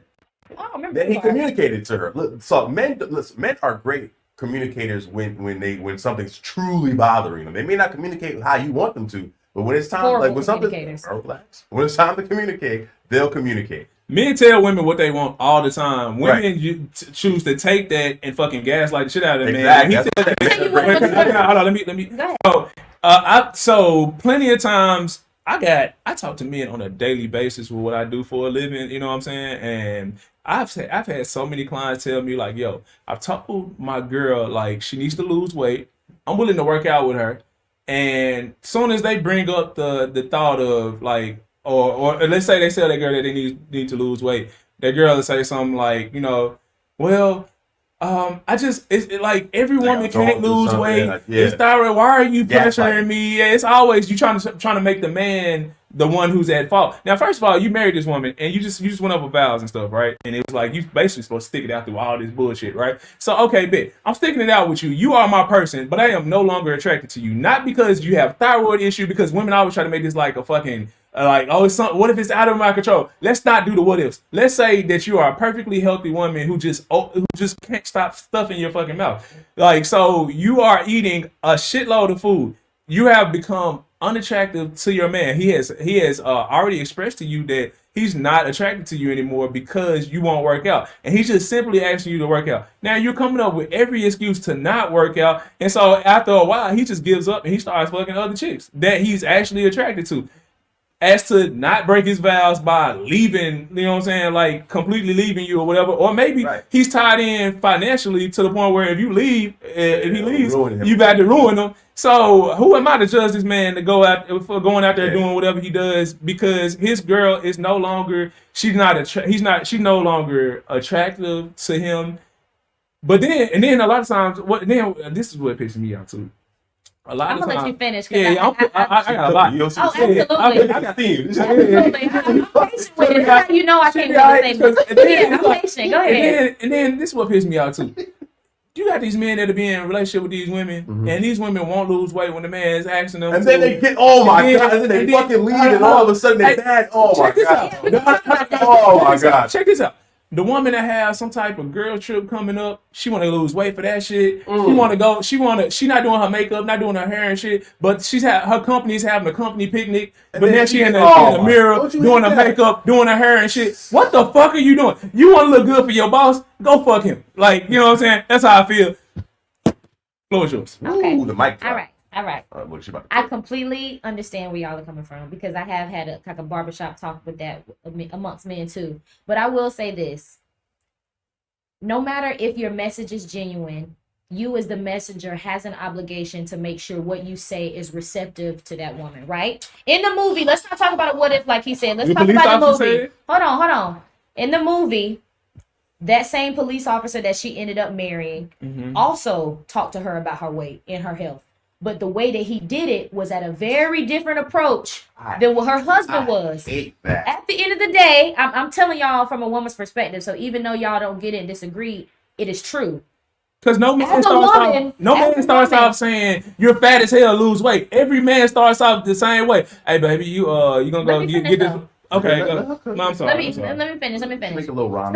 So in that moment, and specifically to the movie, not no what if situation, specifically to the movie, I felt like that other man was a bit more gentle to her feelings, which gave her a little bit more of the courage to lose weight. Now, do I think that as a woman, you should be self-aware? So I can't speak for no other woman, but I notice when I'm either losing weight or my health ain't right, and I don't need a man to tell me to get it right. That's just me. But for the women who are in marriages and who have gotten comfortable with their weight, I do understand that it matters how somebody says you've gotten big, and it matters the body language in which they told you that, the tone in which they told you that, to where it's almost like, yo, you're really not making me want to do anything more than what you're saying because of how you coming at me. Like at the end of the day, you don't know a woman's body unless you are a woman.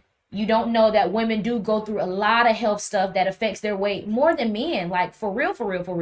And I love seeing a woman that up her shit after she leave a nigga, because 9 times out of 10, that nigga was really foul in his approach. Okay, so that man that you said came in after, right? The police officer, he was a police officer? He was police officer. Yeah. So he met her when she was big. When she's big. So of course he didn't have no problem with it. Like, no, I met you like that. The man that she Every was with. man had their preferences. Yeah. Okay. That man didn't want that. Exactly. So if you meet a woman and she's already big and you go in and you trying to tell her to lose weight, you dead ass wrong. But how do we know she was skinny in the movie? Everything that he said in that movie alluded to the fact that she just completely let herself go, and he was over that shit. And talking about, you got to tell somebody when police officers arrest niggas, they don't say, "Hey, would you please get in the back seat of the car?" Nah, motherfucker, you gonna get in the back seat of the car, whether you a man or a woman. Let me come up to your window, put your hand in it, and police officers they do that too. But that doesn't mean it's right. You do have police officers that have two different approaches. Here's a better example. You go to work, right? And they bring you to the office, and your boss says, "Yo, you're fucking fired," right? But then, would you rather the boss say, "Hey, listen, you're a great employee, love you. But we're gonna lay you off because of this company and da-da-da-da." Right. So why are you laying me off if I'm a good employee? I'd rather hear you're fucking fired than you gaslight me and tell me I'm a great employee. People the real. Real. Do you not believe this is not a good employee? You just said you want somebody to be soft with you and cater to you. You want somebody to say, "Hey, listen, I see your shirt's not fitting correctly. You might want to go to the gym a little bit. I'll even go with you." Instead of me just saying, "Hey, let's go to the gym." Kev, let me tell, bro. There is no man that starts off on 10 when he's talking to his woman. No man that goes to his woman and say, "Damn, you fat as shit. Go to the gym." A man is literally gonna come to you the first time. "Hey, babe, I just got this LA Fitness membership. I'm gonna put you on it." We try to be subtle with it at first. I'm gonna put you on the LA Fitness membership. "Hey, baby, you think you want to start going to the gym with me on Tuesday nights, or you gonna? Hey, baby, you don't need to probably start. Oh, we'll do something like." Have y'all been through a situation with this before? Yes. And how did that go? it's never good. It's always gaslighting. It became a whole new person. I was like, why ain't you do this when I was with you? And you said that you was just telling her in a yes, I communicated it multiple times. I said, hey, let's and I'm gonna be real. Women don't like sometimes like you ain't the nigga that the woman supposed to be with, and both of y'all. That's gaslighting. So you can say about no, that's bullshit because that could be people that love you. You can say that about any situation. At the end of the day, he cheating on you because he knew you wanted to situation. But at the end of the day, though, still, if a woman cared about your opinion as a man, she would say, "Damn, my nigga has been telling me about my weight. Let me get it fixed." If that woman is choosing not to do that, there might be a possibility that this is not the relationship. We're talking about these women leave after these relationships. And then sometimes it'd be another nigga that make it.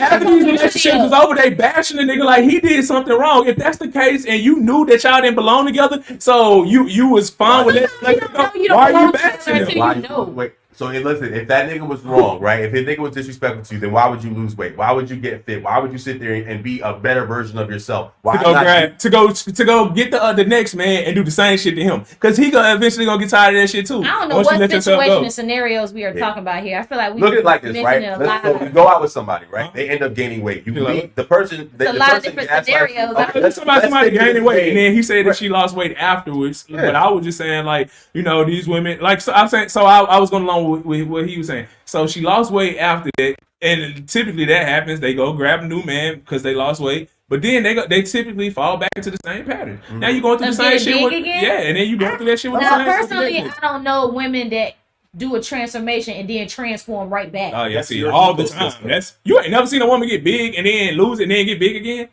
Not personally, no. Like that's your ecosystem. Right, and yeah, that's my perspective. But but the majority, there's a lot of times where a woman will sit there, date with somebody for years, lose themselves. The man ends up doing something egregious. Then she leaves and she has to find herself. And then after she finds herself, she loses the weight. Then she becomes a better version of herself even before. You starts with cutting their hair off too. Oh yeah, or finding God or going back to school. Yeah, so that it's like it's demonstrative statement. Thank God for these things. It's a demonstrative statement. Sometimes if it's not for that, you'll lose yourself and stay lost. It's a demonstrative statement to say, like, I've changed. I'm going through something right now. Things are supposed to change you. Absolutely. Sometimes you naturally don't make that decision on your own. Sometimes it do be a breakup.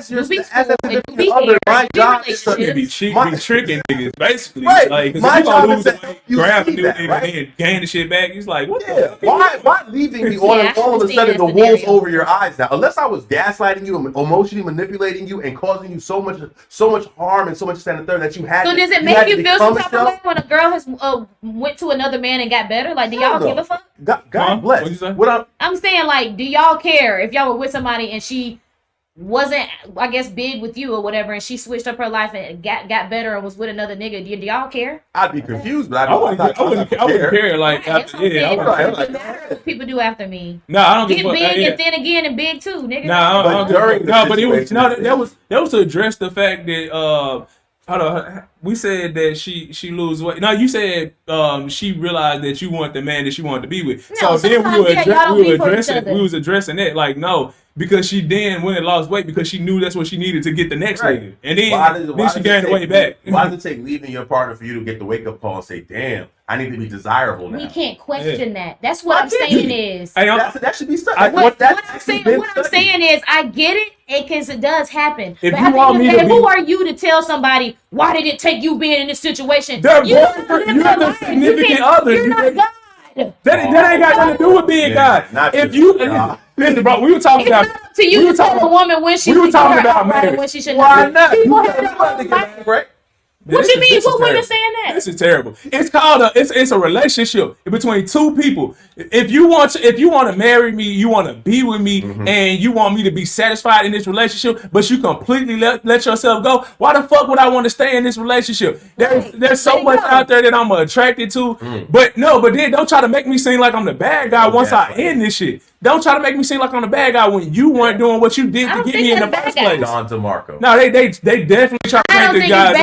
I'm literally saying if your message is cool and you never. You know, we're not talking about you. Cool. We're talking about we're generalizing. We're talking about how majority of these women be trying to make it seem like the guy was the bad guy when all he wanted you to do was put in the same effort you did in the beginning. We're not saying that if we met you at a size 10, that if you're a size 12, 20 years later or 15 years later, later you're a size 13, that you did something completely crazy. But if you're a size 10 when I meet you, and then 5 years later you're a size 25, like what the fuck? Like you're gonna have to do something. Like, cause I'm not attracted to this. I didn't sign up for this shit. I don't think that's wrong. I don't think that's wrong for you to leave if you're no longer attracted to somebody. That's why I said at the end of the day, the relationship might have not been for each other. That's literally what I said. But y'all said, no, what do you mean that's gaslighting? You're not good for anybody. You're not good for anybody. Even if you lose. You're right.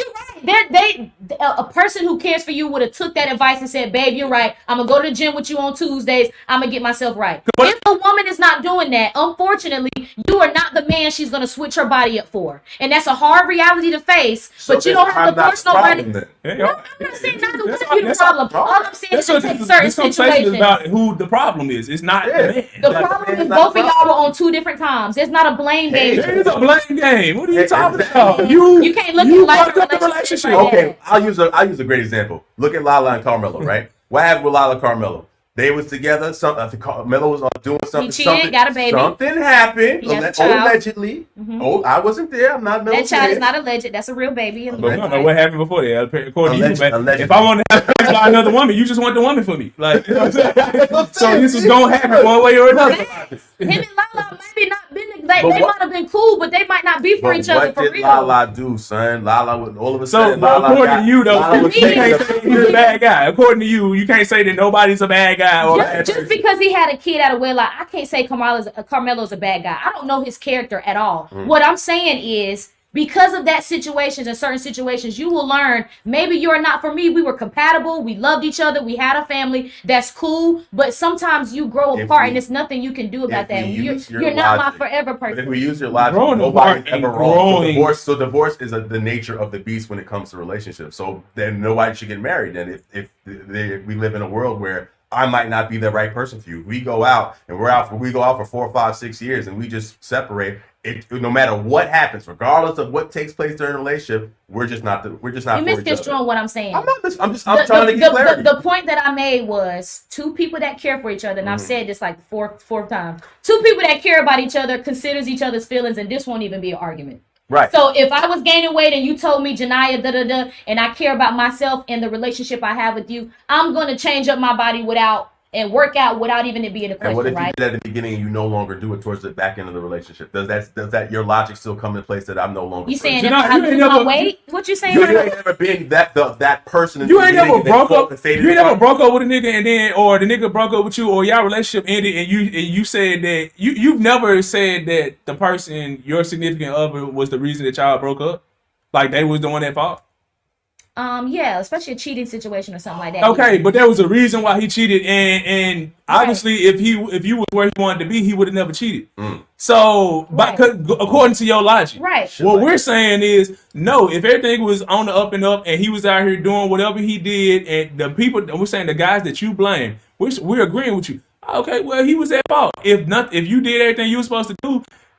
You're refusing to say that about women when they don't. You're refusing to hold them accountable for like shit that they're doing to ruin their own. I literally just said, as a woman, if you cared about your body and if you care about yourself, you would make that decision. You said you cared about him. You said if the woman, but then you said if she cared about you, obviously you're not the guy that she wants because I'm saying a woman who cares about the integrity of you guys' relationship. She cares about how you feel, and she cares not just about you, because a woman shouldn't work out just because you say so. Bitch, you need to look at yourself and feel that you need to work out yourself. So if she has made that decision and she cares about herself in the relationship, this won't be an argument. You won't have to deal with whether who's gaslighting who, I'm forcing her to do this. So we're talking about two mature people. Now, if you want to talk about a woman that don't care about the opinion of her man, don't care about her weight, feels like this is me, I want to do this, you're speaking about a whole different type of woman then. Shame on that woman. Oh well. But you won't have to have this argument for a woman that simply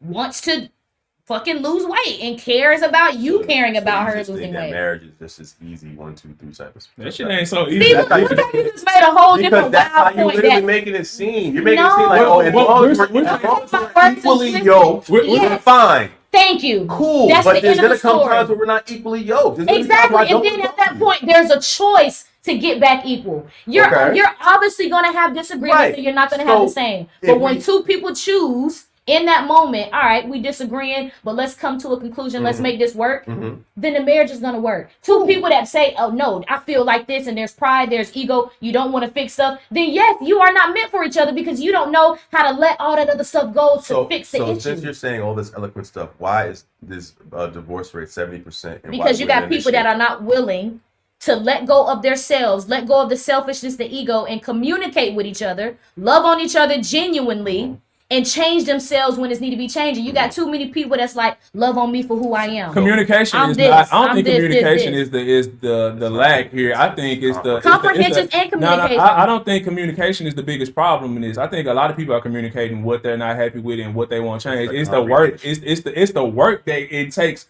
to accomplish whatever is we're gonna need to actually get through this.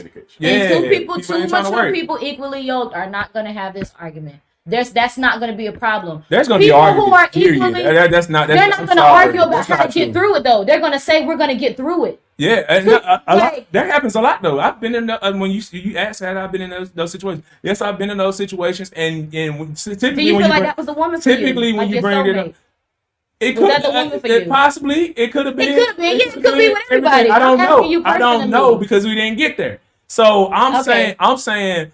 My thing is that should have been easier to answer, but I get it. We didn't get there because it could be a possibility with every person you that let it go. You let it go. That's the truth. Right. So I'm saying, in your heart, did you feel like that was somebody who is a soulmate or could have been your soulmate, your person? Were you guys meant for each other? I don't know. She big as hell now, so she got like 3 souls. Right, I'm gonna take that as a no. I'm gonna take that as a no. Hey, I want to hold you now. No longer it's been we went overtime, and I appreciate y'all. This has been good. Yeah, this was really good.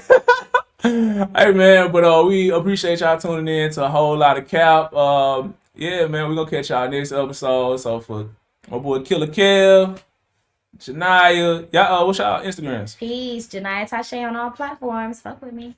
Killer.kev_. Yep. That's Janaya on all platforms except OnlyFans. We'll holler at y'all. Hey.